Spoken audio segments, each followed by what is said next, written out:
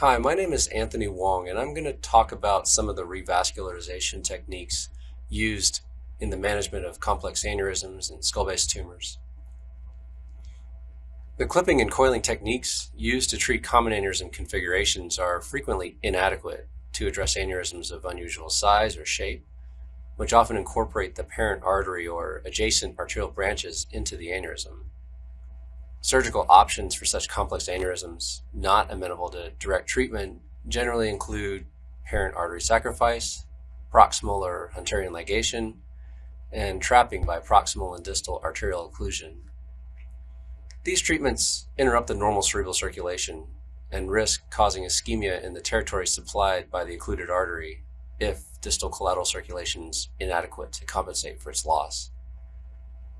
The intracranial segments of the internal carotid artery are frequently involved in anterior and middle fossa skull-base tumors, though its resection is typically not necessary without an oncologic benefit yielded by radical tumor resection. Arterial bypass is employed to preserve territorial perfusion in such cases, with the goal being to reduce the likelihood of ischemic injury.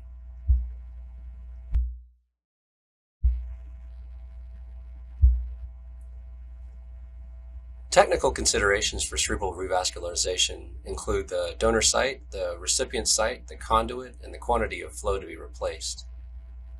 Permutations of these can be classified many different ways, but we generally group them into 4 types of bypasses listed here. While the use of interposition grafts in intracranial to intracranial arterial bypass is pretty rare these days, I'm going to go over 3 of the more common scenarios in which bypasses are used in the treatment of aneurysms, including type 2, type 3, and type 4 bypasses. Fusiform aneurysms, often involving multiple segments of the petrous, cavernous, and intradural ICA, cannot be adequately treated by clip ligation or reconstruction. Prior to the adoption of flow diversion, many of these aneurysms were treated by ligation of the internal carotid artery at the carotid bifurcation.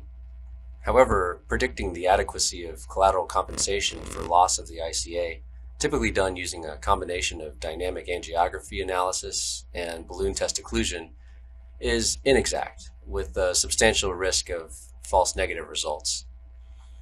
The long-term risk of ICA occlusion also includes an increased risk of ischemic complications. The first question in the management of this disease is whether or not to treat. Thin-cut CT of the maxillofacial bone structure is important to assess for erosion into the nasopharynx. An MRI is necessary to assess for intradural extension. And finally, presenting cranial neuropathy or distal embolic ischemic events must be considered.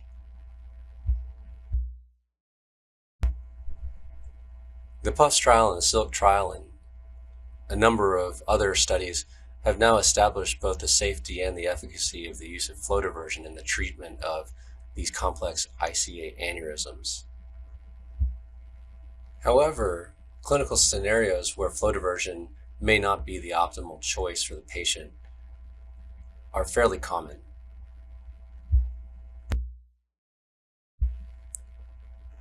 In our experience, the use of bypass to augment the safety of parent vessel occlusion in the treatment of these aneurysms yields excellent efficacy with comparable safety. We no longer utilize balloon test occlusion in the preoperative assessment of these patients for bypass and have adopted a universal bypass strategy. However, a fair number of these patients are referred having already undergone balloon test occlusion. In the past,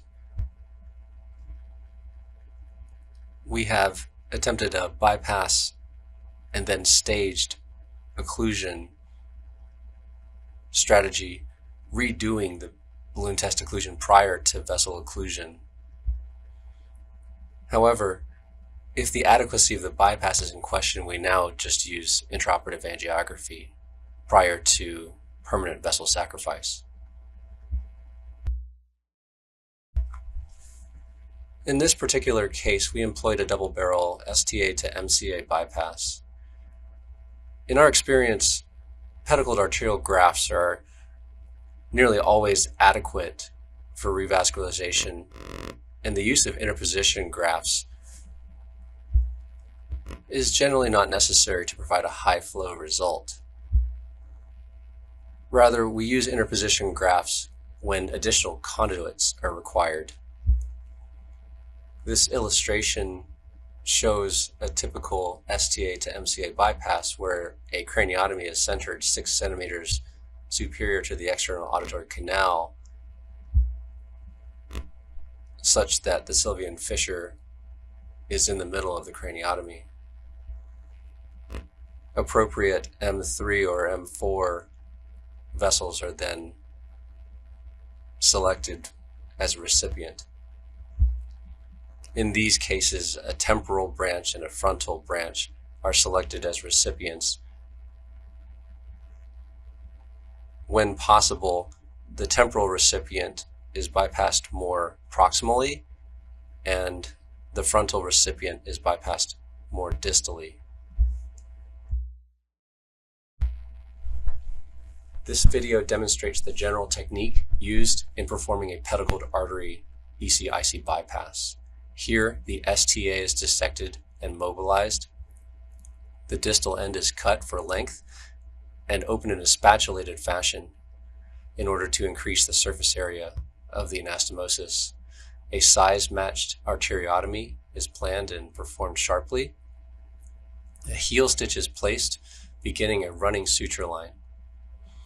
The back wall is sutured first, being careful not to gather excess tissue which would stenose the anastomosis. Rather, full thickness bites are taken with each pass of the needle in order to maintain the strength of the anastomosis. The loops are left loose in order to improve visualization as the suture line is run, to prevent back walling and inadvertent closure of the bypass. The loops are then sequentially pulled tight prior to securing the suture line at the toe. Here the back wall suture line is completed and the front wall is sutured in a similar fashion. Again, full thickness bites are taken, being careful not to gather excess tissue.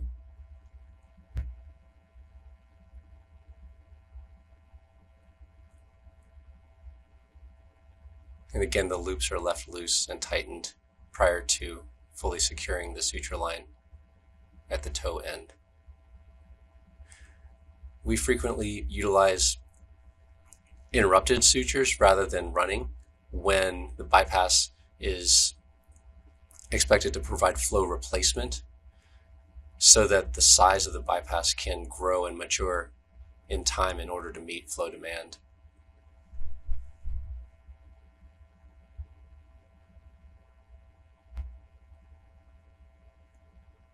Here the anastomosis is completed in an end-to-side fashion, and indocyanine green angiography is performed to confirm patency.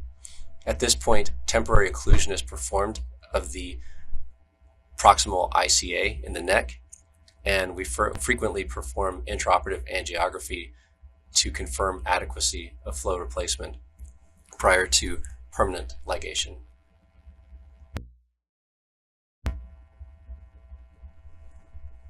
And then immediately thereafter, occlusion of the parent vessel is performed at the carotid bifurcation. Here we can see that no residual filling or backfilling of the aneurysm occurs on postoperative angiography, and that territorial perfusion is maintained both with the bypass and with collateral flow. Another common scenario in which bypass is required for the treatment of aneurysms is for the complex MCA aneurysm. These aneurysms frequently are circumferential in the diseased arterial wall and oftentimes involve the distal vasculature that arises from the bifurcation.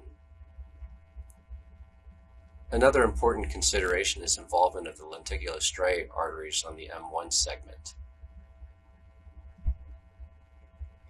These aneurysms can be calcified and partially thrombosed, and oftentimes a large size prevents adequate visualization of these lenticular striate arteries.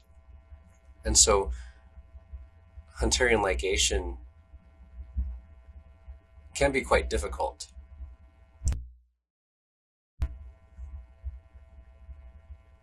As such, we've now adopted a strategy whereby if the lenticular striate arteries are not visible safely, we perform endovascular embolization after stage bypass, occluding the entire aneurysm and the parent vessel. This figure demonstrates our approach to pretty much all MCA aneurysms. Of course, the majority undergo clip ligation or clip reconstruction, and there are several endovascular options that we use where open surgery is inadvisable.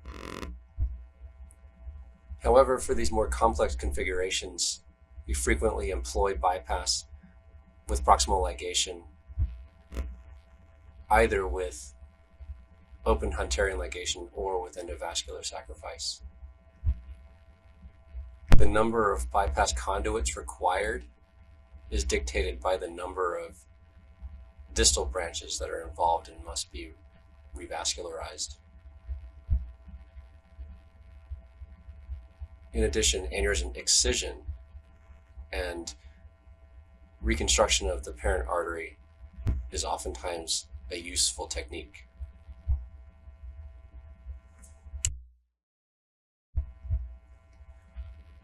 This figure depicts an interposition graft used to perform an extracranial to intracranial bypass. Great care must be taken not to allow the graft to twist when it's tunneled subcutaneously, and we typically drill a trough in the zygomatic arch to allow for passage of the graft without obstruction. The intracranial anastomosis is typically performed first in as proximal a location as possible. The proximal end of the graft can then be sewn either in an end-to-end fashion to the cut stump of the external carotid artery or in an end-to-side fashion to the internal carotid artery. When doing this, I like to use a baby aortic clamp so that there's no ischemia time and the ICA can remain patent during this portion of the bypass.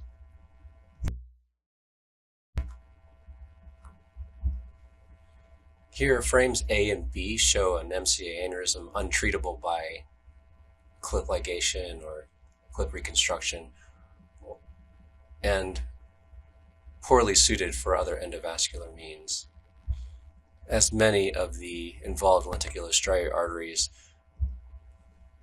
would not be positioned in direct apposition to the stent. Instead, we utilized an interposition graft and then immediate coil embolization of the aneurysm, which resulted in complete thrombosis of the aneurysm and maintained the patency of the lenticular striate arteries that were critical in this patient. In our experience, treatment efficacy has been acceptable in these patients without viable alternative treatment options. Here's another example where double barrel STA-MCA bypasses were performed in addition to an interposition graft utilized to treat such an aneurysm. As you can see, coil sacrifice of the aneurysm was then performed immediately thereafter. Another common scenario requiring the use of bypass in the management of aneurysms is for circumferential disease involving proximal pica aneurysms. This particular case presented with a subarachnoid hemorrhage as a result of rupture of this aneurysm. As you can see, the disease segment involves the very origin of the pica. Bypass is employed in treating pica aneurysms when the parent vessel must be sacrificed, but the segments of the pica with brainstem perforators must be preserved. Though other options exist, the vast majority of these clinical scenarios can be addressed either with a side-to-side pica-pica bypass or with an occipital artery to pica pedicled arterial bypass. In certain cases, the posterior auricular artery is large enough as well.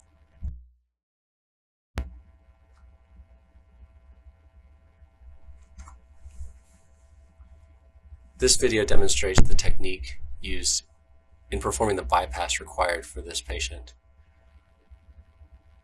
Here a far lateral craniotomy is performed. The dentate ligament is cut on initial dissection. The intradural vertebral artery is identified for proximal control, and then dissection is performed to expose the distal tonsillomedullary segment of both picas.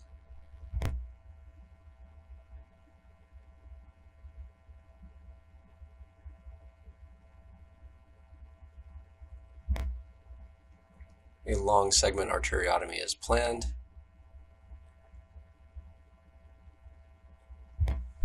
And the heel stitch is performed first. Importantly, the back wall is performed in an inside-out technique where the knot remains on the exterior of the vessel, but the sutures are placed on the inside. Here the needle is passed beneath the knot in order to start this anastomosis, and here the anastomosis is continued along the back wall. Again, it is critical to ensure that the knot is performed on the exterior of the vessel prior to closing the front wall in a normal outside to in technique. Now that the bypass is completed, the aneurysm is identified, the brainstem perforators are identified and protected, and the aneurysm is trapped proximally and distally.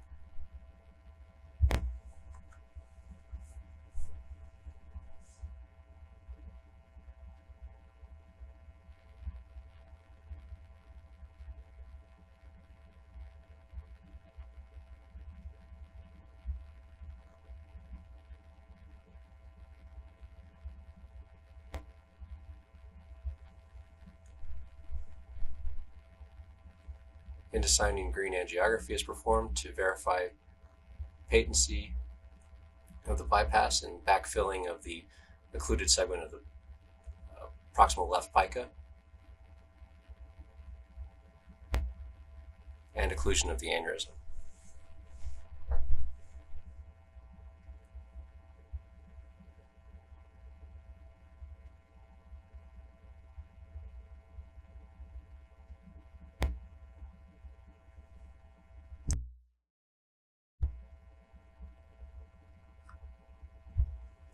Here the bypass is seen on postoperative angiography.